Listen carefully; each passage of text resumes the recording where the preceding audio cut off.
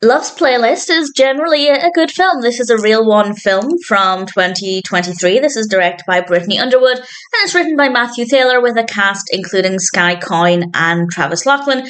And in general, I have no complaints.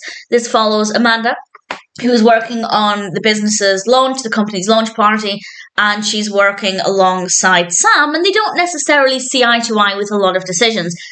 They're both also talking with people on chat sites, in chat rooms, and they don't realize that they're talking to each other because it's anonymous. People obviously are hiding behind their user profiles, so they don't realize they're talking with each other. They're getting along really well in the chat rooms, not getting along quite as well in real life. What will happen if and when they find out the truth? I love these kinds of films. There are a lot of films like this where characters meet in real life and they maybe don't have the biggest interests to share. They don't necessarily get along very well. And then behind the scenes, they're either on chat rooms or they're communicating with each other through letters and they're developing feelings for each other. And I really like this because it's never clear, and most films do it a little differently, how at least one of them is going to find out and how they're going to react.